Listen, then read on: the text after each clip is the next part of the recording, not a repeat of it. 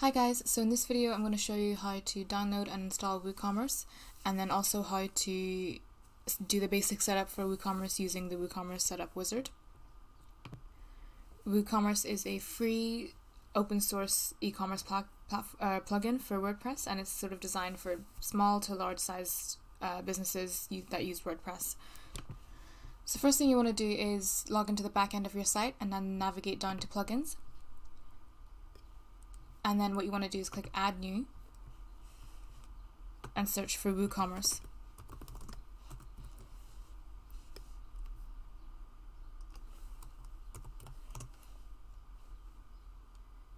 And you should see the first one come up here, WooCommerce by Automatic, and then just click Install Now.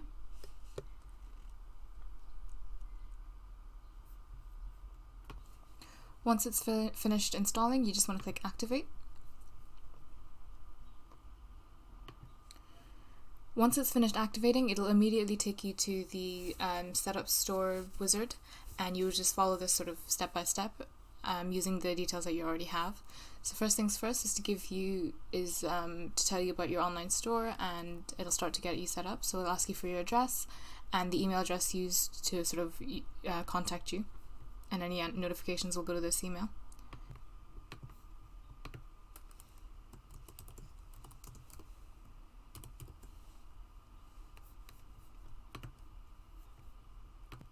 You then also have the option to sort of get email marketing from MailChimp about sort of tips, product updates, and anything like that straight to your mailbox. If you want that, then just leave that ticked. If not, just uncheck that.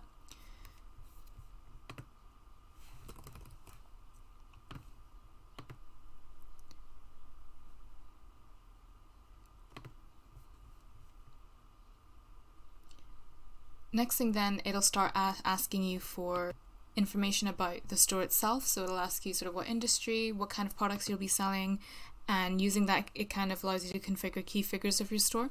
You'll be able to set preferences for the types of products and the types of products, and also the currencies you want to accept, and any shipping methods and things like that.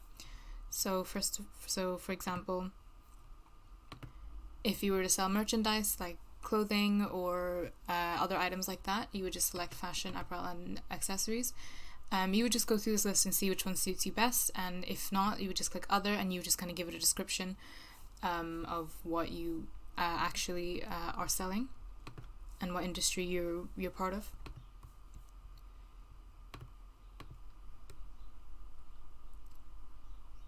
Next thing then, it'll ask you what type of products are you listing.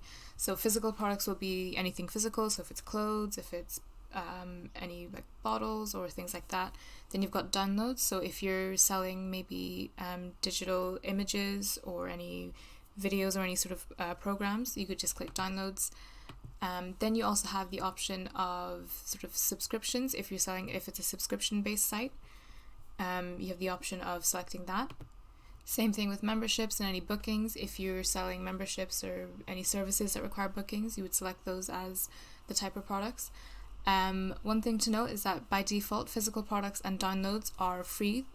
You won't need any extra add-ons with WooCommerce. So if you're selling those types of products, you're fine.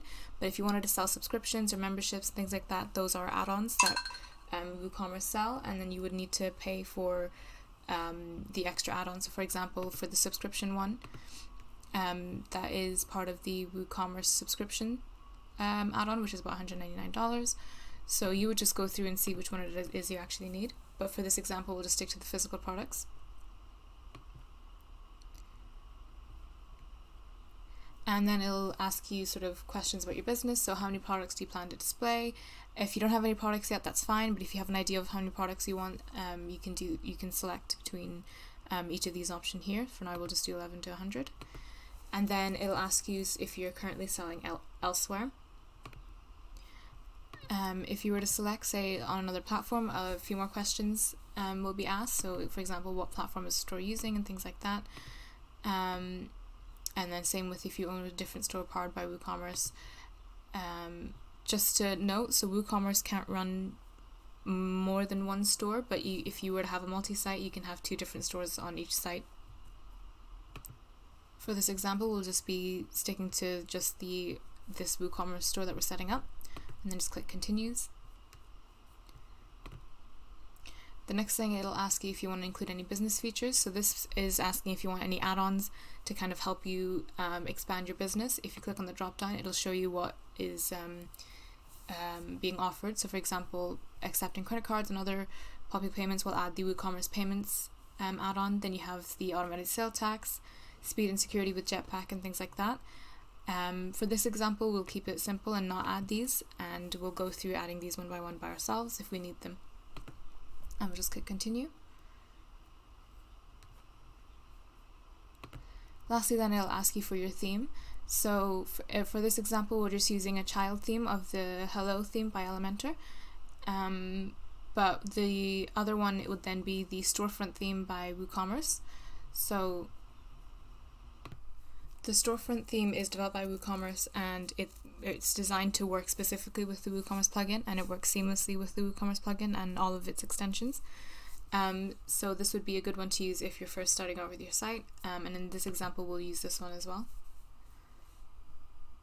But you also have the option to choose sort of these themes here. So it's split into sort of all themes, paid themes, and free themes. So if you go through free themes, so if you go back onto themes and then click add new, you can search sort of WooCommerce themes and search for any other free ones or any paid ones that you think you might like. But once your theme is selected and it's been activated and installed on your site, you'll be taken to the WooCommerce dashboard, which is just this dashboard here, and you can see sort of a step-by-step of what's left to sort of add to your site. And this includes sort of adding your products, setting up payments, setting up tax, setting up shipping, and any marketing tools, and then also personalizing your store. The first thing that we did was store details, and if you want to go over that again, you can either go through the actual store details wizard, or you can go into settings and change your store details there. So if you decide you want to change sort of if you need to change the address, if you need to change anything like that, what you would do is go into settings here. And you can see that under general tab, you can see store address, and this is where the addresses is set up, and then you can change it here as well. And then once you've changed it, you would just click save changes here. Other things in the general tab, you can see you have the options, so your selling locations. If you decide you want to sell to all countries, then that's fine, but if you decide you want to limit to just say the UK or other countries, you can either do sell to all countries except for, and then you can single out other countries. So if you don't want to ship to the United States, you would just click United States, so it'll ship to all countries apart from the United States. The other option then is to select sell to specific countries, so you can choose if you want to just ship to the UK, if you want to just ship to Ireland and just leave it at that, if you want to add another country to that and have more control over where you're shipping to. You can do that, or you can just go back to just sort of sell to all countries. And then default customer location.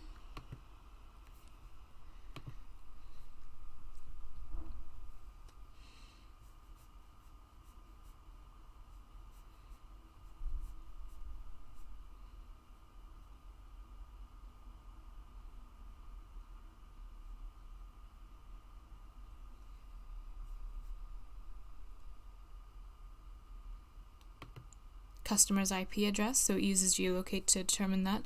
The preferred practice would just be no location by default, so that way you can decide on the tax and shipping calculations only after the customer enters the address information in the checkout fields. And the next thing then is enable tax rate and calculations. So you can enable tax and tax calculations by clicking this checkbox here. The tax will be applied based on the local and international sort of tax laws of your store's base location, so this location up here. And when you tick the enable tax calculations checkbox, a new tab is displayed in the WooCommerce settings once you save it, and this will be called tax. So if we save that here,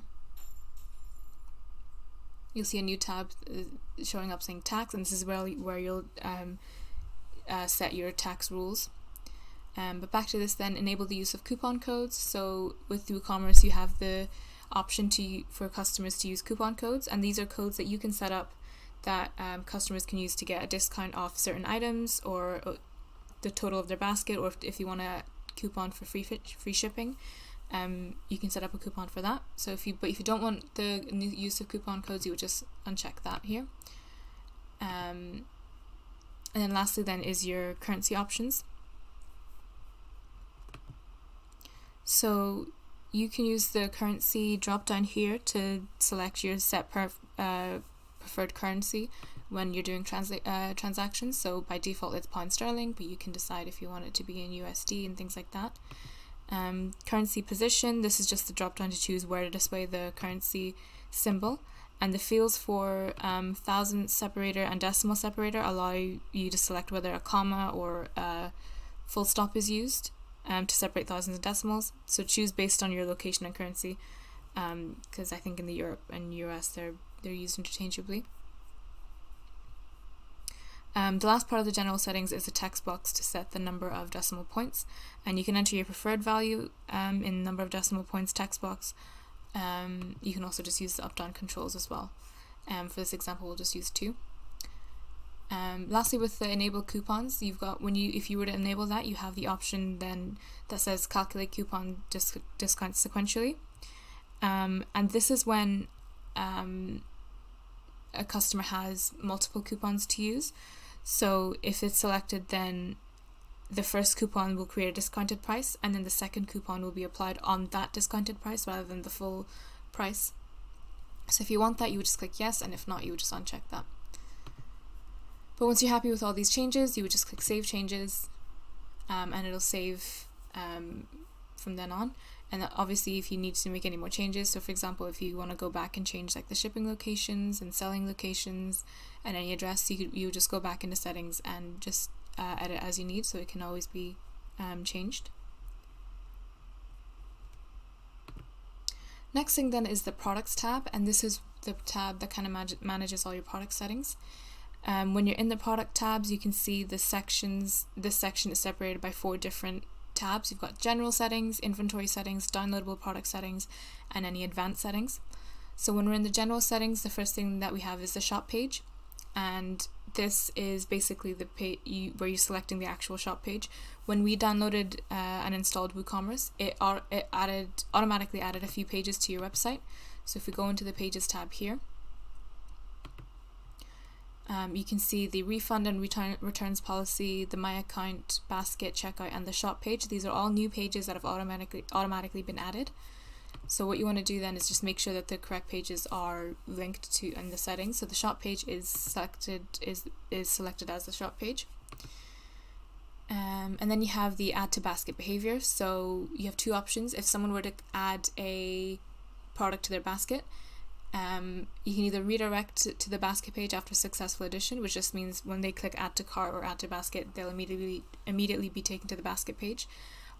Or you can enable Ajax add to basket button on archives, and what that means is they won't be automatically redirected to the cart page, but a view cart option will be displayed sort of with a tick mark, and this helps your customers sort of continue shopping for other products without the endless back and forth between cart page and shop page. So it's up to you how you want people to shop on your website. If you want people to sort of click on their add to the basket and immediately pay for it, you would click the first one, or you can just, if you want people to continue browsing after adding products to their basket, you would just click the second one.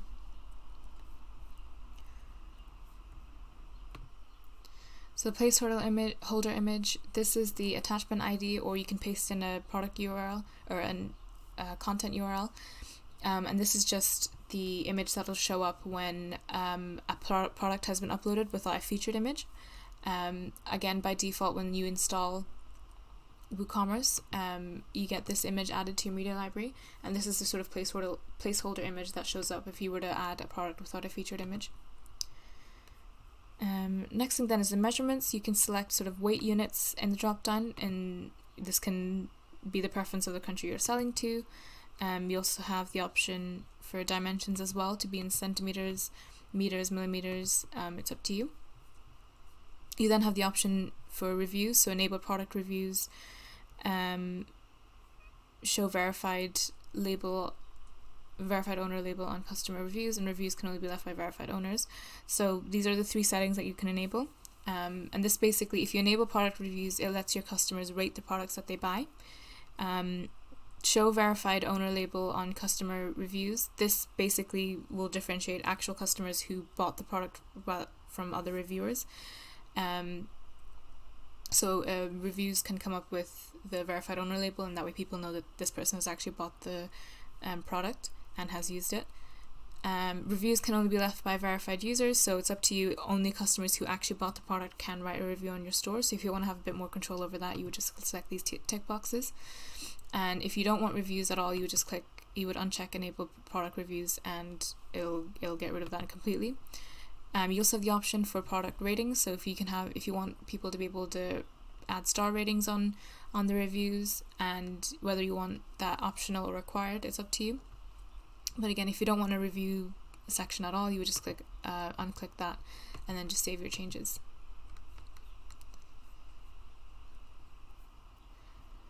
So that's the general settings. Next then is the inventory settings. And this basically just helps you track your inventory. So first of all, you have to make sure that enable stock management is ticked, and then this gives you all the options here. With the enable stock management tick, it means you have more control over the stock, and you can sort of set up notifications and things like that.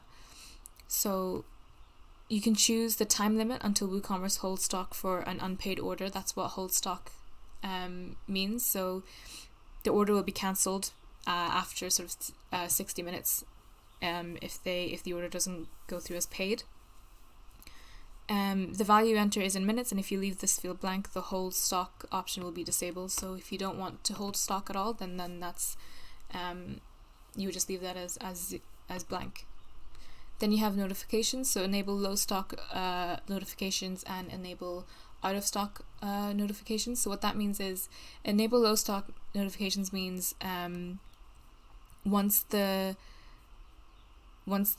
value of the stock of a certain product has reached a certain amount, notification will be sent to an email that says this product is currently at this amount in terms of stock, and then you can decide if you want to increase that stock amount or just remove that product completely. It's up to you. Then you have enable out of stock notifications. So if a product has been sold and it's now out of stock, you will get a notification as well. So it's up to you if you want to enable those notifications or not. And then you can decide which email it is. So by default, it selects the emails that you set up in the store wizard, so support our profile tree. But you can change that to another email that you want. If there's other email that and if you want, you can also add another email if it's meant to go to another email as well.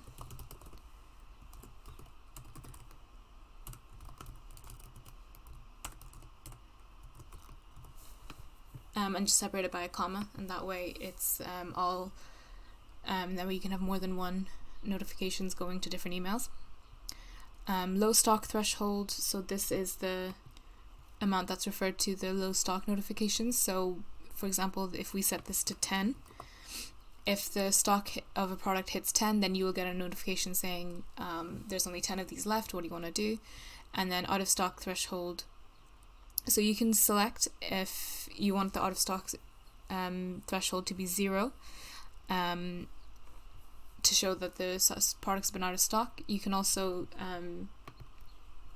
increase this to a different amount. But if we set, for example, if we set this to 4, it means that once the product inventory hits 4, the out of stock threshold email will be sent, and then also online it'll say the product is out of stock.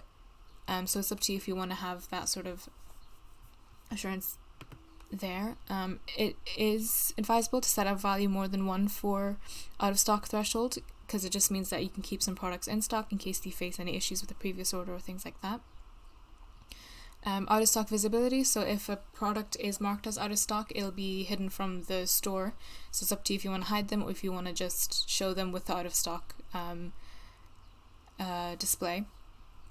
And then stock display format, so you have some options on how you want the stock to be shown.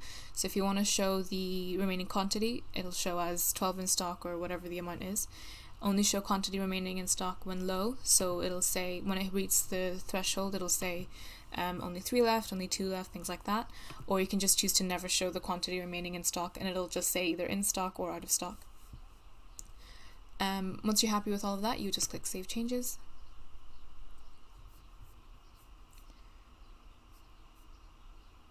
And that's your inventory settings saved. And again, you can go back into this and change the settings if you need to.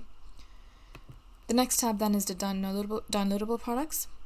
And this is important if you want to sell downloads on your store.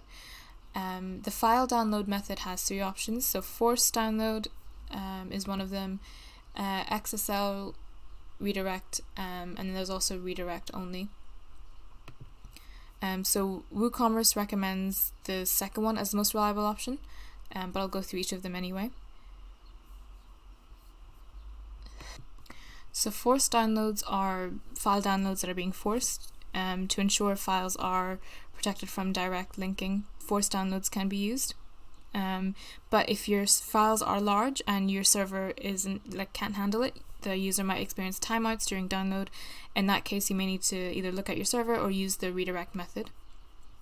The second option then, this means that downloads are handled by the server, and that means the XXL redirect and the XSend file module needs to be installed and enabled on the server. So you need to confirm that with your web post that you have these modules installed before you use that method. It's the most reliable because the file is served directly to the customer and gives you the best performance.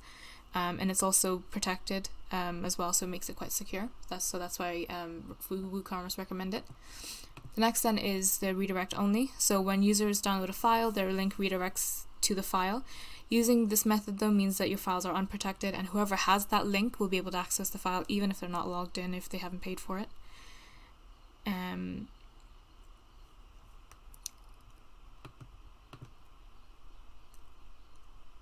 And the next thing then is you have an option to allow using redirect mode as a last resort. So what that means is if you have selected either forced downloads or XXL redirect, then you may want to select the allow using redirect mode as a last resort. So what that means is if for any reason a file can't be served via your preferred method, then a redirect will be used instead. This sort of comes with similar drawbacks as I said previously about the file being insecure, but it can be useful in situations if your host can't serve the file that it needs to serve. So I would just select that as a fallback then. Access restriction, so you need to choose a level of access restriction. So for example, downloads require login. It just means that someone has to log in first and then be able to download the file. Guest checkout would need to be disabled, and then the grant access to download product after payment. So you would tick that if you want to grant access to files when orders are processing instead of completed. And the next thing then is file name. So if you select append a unique string to a file name for security, what that means is if you want to make sure that the security of your files is enhanced, it's recommended to be turned on and was turned on by default, but it's not required if someone has properly sort of configured their directory. But once you're happy with that, you just click Save Changes. And then that's the downloadable products section saved. Last tab then is the Advanced tab. And this is just a few checkboxes. So the first one is Enable Table Usage.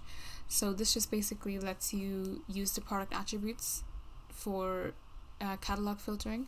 So as you add more and more products, you can add different attributes to them. For example, color, size, and weight and things like that. And you can use those attributes to kind of allow for lookup for catalog filtering. Next thing then is the tax rate, so setting up taxes in WooCommerce. It can be kind of complex, but WooCommerce has set it up to make it as straightforward as possible. So first thing you want to do is, as mentioned previously, you want to make sure that in the general tab, the enable taxes checkbox is enabled. If it's not checked, then you won't get this tab here. So once it's enabled, you'll see under the tab it's separated into different 4 sections. You have general tax options, standard rates, reduced rates, and 0 rates. So under the tax option, you can decide if you want to enter the price with tax. And what that means is when you're adding a new product and you're adding the price of it, if you want to add the price including the price including the tax, then WooCommerce will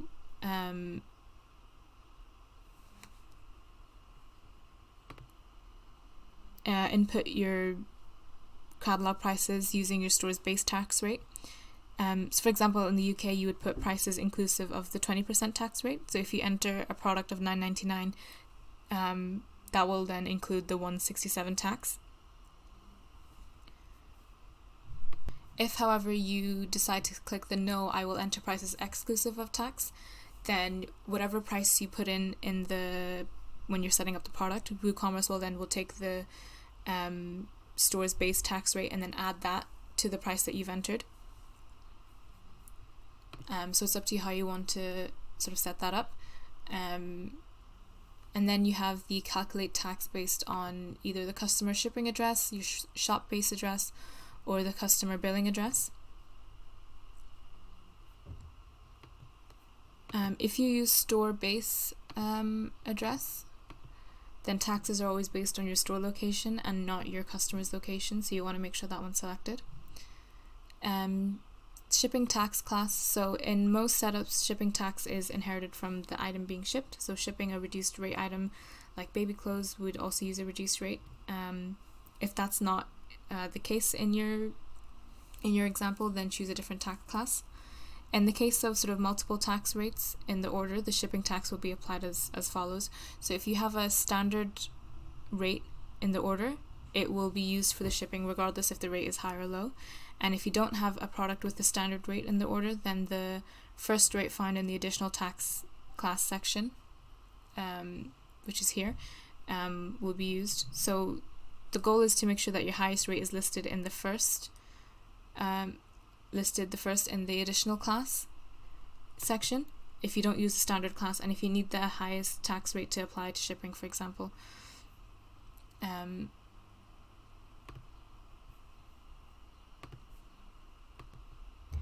Within the additional tax classes, it lets you sort of add tax classes to goods that don't apply the sort of standard tax class. So you can add them there. So in this example, we're using the standard tax class, but if there are some items that fall into the reduced rate or the 0 rate, I've added that in the additional tax class here. And then within these tabs here, we can define exactly how much tax is applied. And then display prices in the shop. So on the shop page, you can decide if you want the products to be shown with tax or without tax.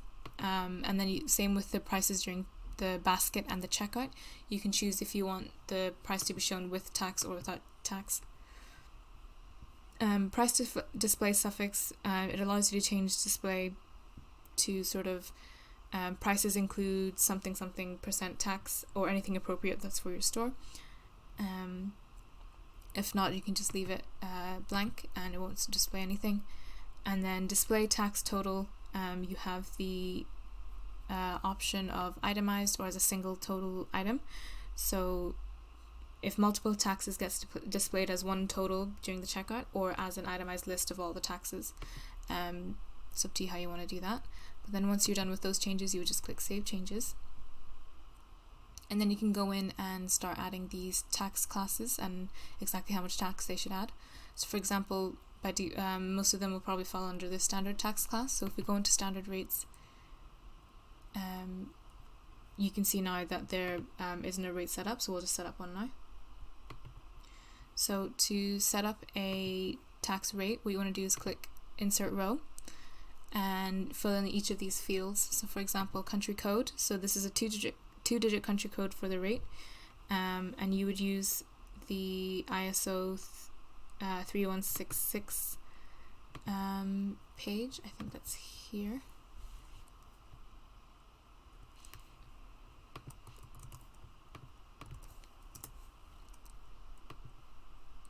And you would use the country codes here to define the tax rate.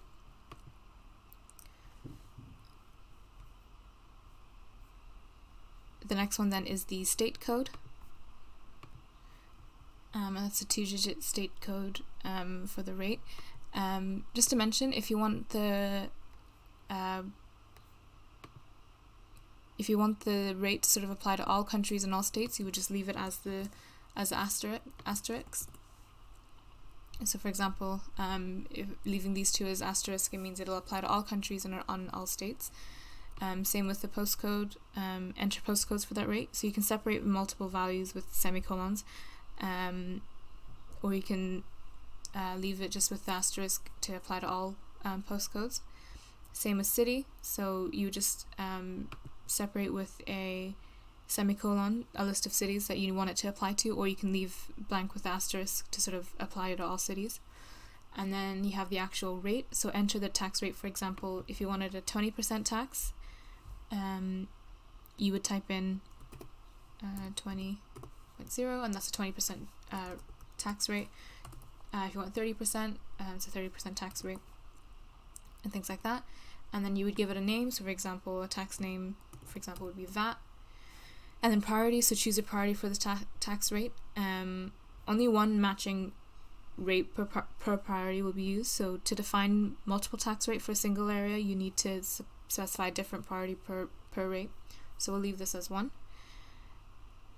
If the rate is compound, so it's applied on top of all other prior taxes, then check the box. And then shipping, if this rate also applies to the shipping, then check this box. If not, you'll just uncheck it, and the shipping won't get taxed either. So for example, if I wanted to make one just for the UK, then I would do the GB tax code, keep all of these blank, and then add the 20% tax in there. In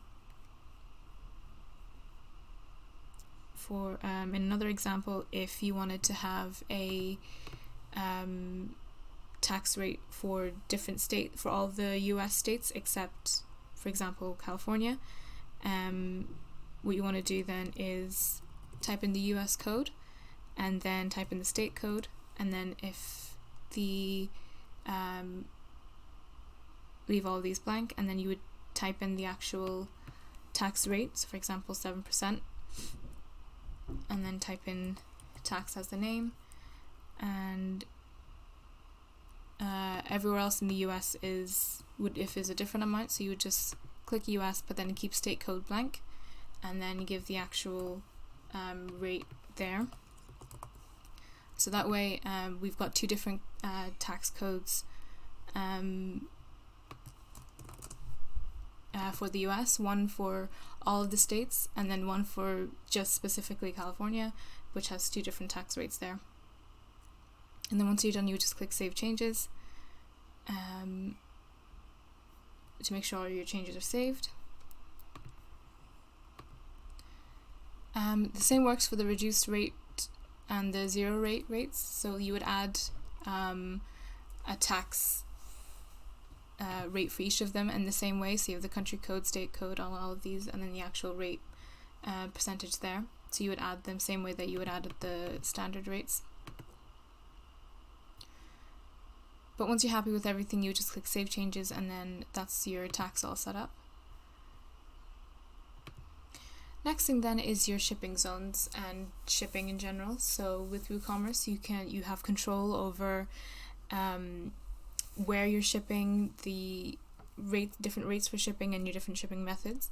When you first come into the shipping, you'll see that shipping is split into shipping zones, shipping options, and shipping classes. With shipping zone, this is basically the areas in which you can ship to, and you can set different zones for different areas. So for example, if shipping to the UK has different restrictions, or if it has different pricing or different methods to shipping to somewhere in Europe, then you can set those 2 different zones and set 2 different rules for each of the zones. So when I click add shipping zone,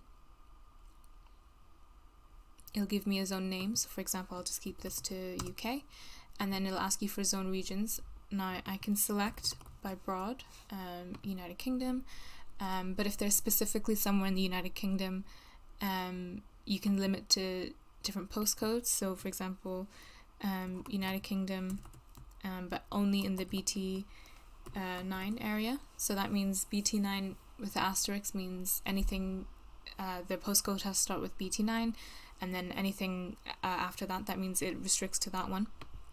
So you can limit by postcode. You can also add more than one area as well.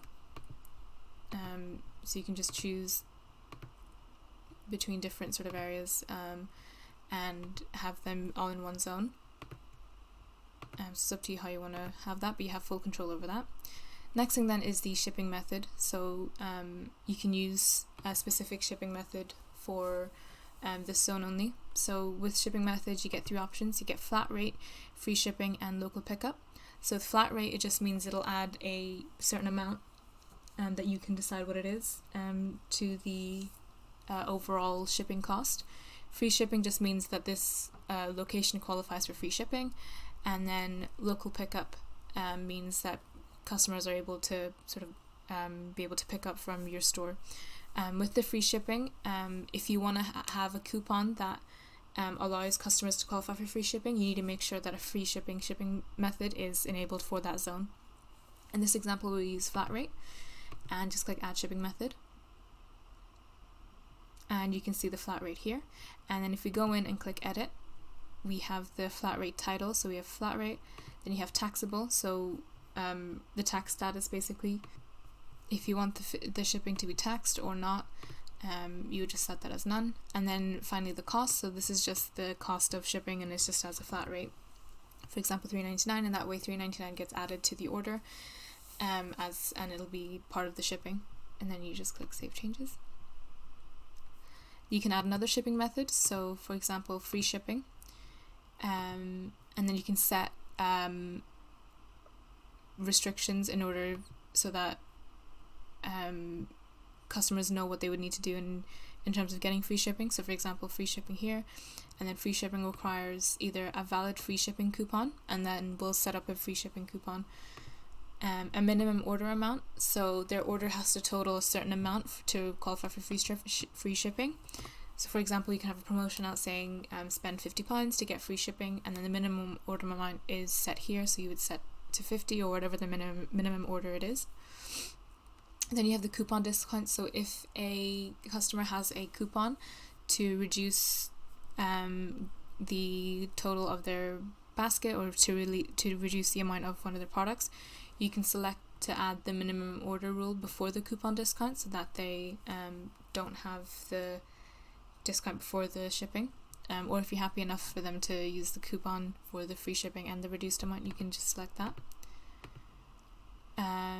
You can choose either a minimum order or a coupon. So if you want both, if you want to give them the option of either free shipping or with a coupon, you can. Then you have a minimum order and a coupon, so they would need both the minimum order and the coupon. So if you want to have a promotion out saying use this code to get free shipping off your £80 order or something like that. In this case, we'll use a minimum order amount, and we'll just set it to 50, and then just click save changes. The next one then is local pickup, and this just lets users sort of pick it up from your store. So if we click edit, you can give it a cost if you want, and you can have that as a taxable cost, or you can have it free. It's up to you. We can just set that as free for now. And that's the shipping method set, and that's shipping method specifically just for the UK. If you're shipping to the UK and also somewhere in Europe, but you don't have a shipping method in place for the Europe one, then the order won't go through and people won't be able to make an order. So you want to make sure that the shipping method is enabled for each zone that you're shipping to. But once you're happy with that, you just click save changes. The next option that you have then is the shipping options. These are all optional, but you can decide whether or not to activate settings for shipping calculators, shipping destinations, and things like that. So for example, you can have a shipping calculator on the basket page, or you can choose to hide shipping costs until an address is entered, so it's up to you how you want to make that user journey. Shipping destination, so by default you can default it to the billing address, or you can choose to default to the shipping address, or you can choose to sort of force shipping to the customer billing address so they can't ship anywhere else. And then debug mode, so this is sort of to enable shipping debug mode to show matching shipping zones and to bypass that shipping rate cache. It's up to you if you want to have that enabled or not, but once you're done you just click save changes. The next option then is the shipping class. So shipping classes are used to group similar types of products and offer the same shipping methods and rates for those groups. So for example, t-shirts might have a lower shipping rate than something heavier or larger. So if we go into shipping class and then click add shipping class, we have to add a shipping class name. So for example, shirts. We can leave slug empty, it'll sort of fill it in by itself. And then a description for reference, so this is for back-end use only, so shipping for class for t-shirts. And then just click save shipping class. Once you save, you can just click edit.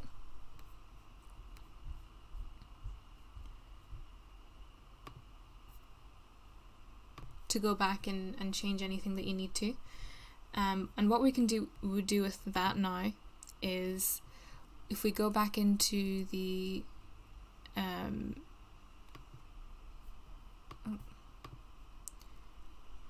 shipping zones,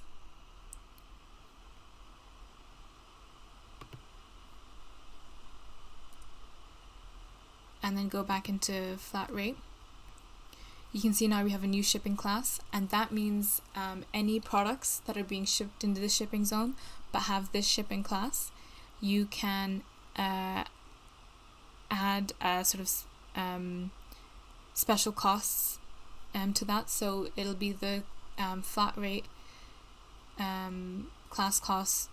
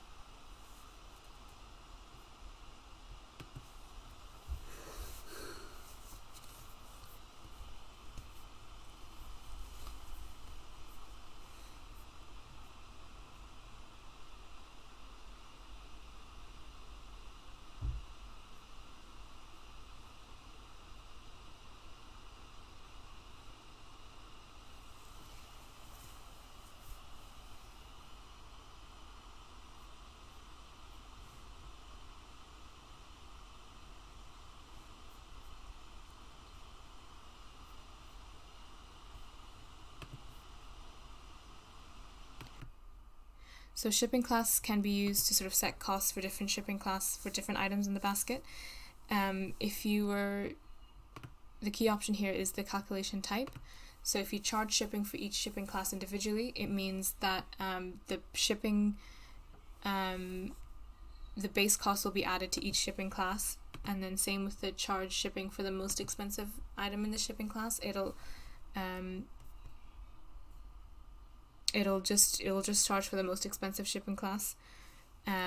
So if there's two items and one of the items doesn't have a shipping class, it won't charge shipping for that. It'll just charge shipping for the item with the shipping class on it. But once you're done with that, you just click Save Changes, and that's your shipping class saved. Next thing then is the different payment methods that you can have on your store. So by default you have WooCommerce payments as an option to install. You also have a direct bank transfer, check payments, and cash on delivery. Each of these sort of come disabled. So if you want to enable, for example, direct bank transfer, you would just click the enable box here, and it'll allow people to do a direct bank transfer. You also have the option for cash on delivery and also any check payments. WooCommerce also have different integrations. So for example, the most common ones would be for Stripe and PayPal. So if you wanted to add PayPal as an option, what you would do is just look for PayPal here, and just click Get Started.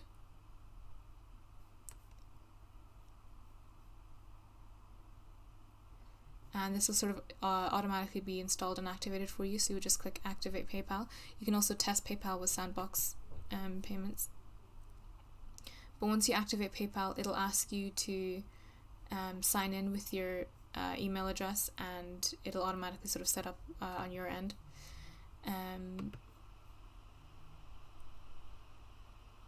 So you have different options for that. The next thing then is accounts and privacy.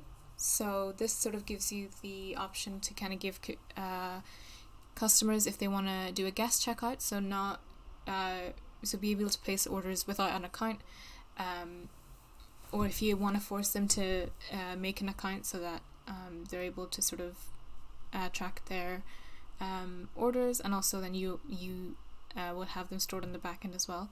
So with guest checkout, you can either allow customers to place orders without an account, or you can select or uncheck that. Then you also have the option of allowing customers to log into an existing account during the checkout. So if they have an existing account, they have the option to log in then. Then you have the option for account creation. So allow customers to create an account during the checkout. So as they're checking out, they can create an account with this username and password. And then allow customers to create an account on the My Account page.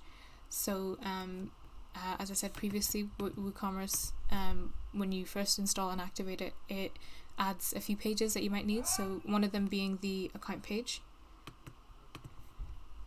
If we click View,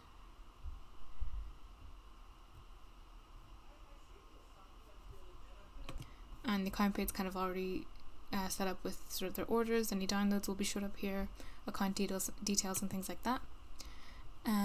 So allow customers to create an account during checkout, allow customers to create an account on the My Account page. When creating an account, automatically generate a username based on their name, surname, or email. You can choose to uncheck that and just let them, at the end of the day, they'll be able to select their own username, but it's up to you if you want to have that generated there. And then when creating accounts, send the user a new link to set their password, and that way they can set their own password. Account erasure requests, so remove personal data from on orders on requests. So when handling these kind of requests, should the personal data within the orders be retained or removed? Depending on GDPR, you might want to remove those personal data if they're requesting erasure requests, things like that. Same with access to downloads. So if they are handling an account erasure request, should access to the download files be removed as well? It's up to you if you want to remove their access to the downloads, but you would just use that box to control that. So allow personal data to be removed in bulk from orders. So this gives an option to the orders screen for removing personal data in bulk. And the next thing then is the privacy policies. So these section controls the display of your website's privacy policy. So again, by default, WooCommerce have a privacy policy set. They also have a returns and refund policy. This is the text that'll basically be shown on the privacy policy, wherever there's a privacy policy, which is usually in the checkout. So your personal data will be used to support your experience, and then a link to the privacy policy, which is this page here. And then you also have a link. This is during registration, and then during the checkout they also have another box there, so it's up to you how you want to word that. but you would use these short codes here, so the privacy underscore policy to link to the privacy policy page. And then you have personal data retention, so this basically just choose how long to retain personal data when it's no longer needed for processing. And you just use the boxes here as numbers, and then you would just choose between sort of if it's months, days, weeks, things like that. But once you're happy with everything, you would just click Save Changes. And that's your content privacy changed. Next thing then is your emails. So these are email notifications. So each of these are different email notifications. The first 3 are for admin, so for you as the shop owner. Every time you get a new order, a cancelled order, or a failed order, you will get a notification saying this order has failed, and they'll give you all the details there. And you can choose if you want to have who the recipient should be. By default, it uses the email that you use to set up, but you can, if you click Manage, what you can do is change the recipient, or you can add a different recipient.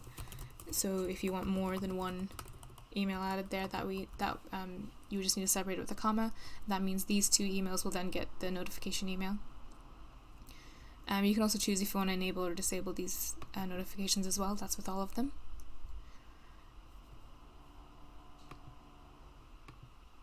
The next thing, then the next few ones, so if there are for the customers, and these are things like the orders on hold, if it's been processed, any orders that are completed, customer note, reset password, these are all for the customer. But again, if you were to click Manage on each of them, you can choose if you want to enable or disable the notification. Then if you scroll down, you have some control over the email template and the sender option. So the from name is the name that will show up on the email as the from, and by default it takes the site name, but you can choose to sort of have the actual name of your company.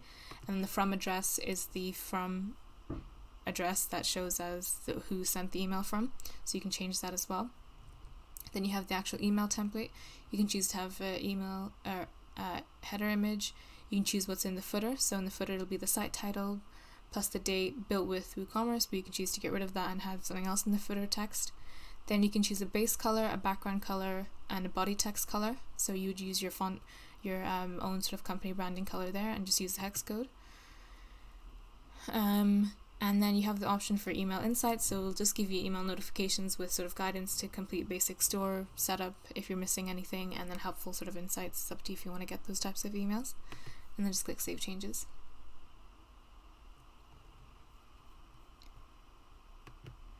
Last thing then to sort of go over is in the Advanced tab, and this is mainly the page setup. And this is just to make sure that all the pages are linked correctly. So the basket page is linked to the basket page, the checkout page is linked to the checkout page, the account page is linked to the account page. Here in this example you can see the terms and condition page hasn't been set yet, so you would just choose, if the terms and conditions page is the same as your privacy policy, you just choose the privacy policy page, or if there is a different page, you would just add the new terms and condition page and then come back here to make sure terms and conditions is set. It's really important you have the first 3 pages, especially if you have the account page enabled, so that users are able to sort of complete their user journey, add things to the product, and then be able to buy things off your page as well. But once you're happy with that, you just click Save Changes, and that's the advanced section done. So that's just a general overview of WooCommerce, installing, how to set up, and going through all of the settings. These settings are always available, so if you need to go back and change anything in like your tax, your shipping, or anything general, you would just go into settings here and then go into the relevant tab and change anything that you need to.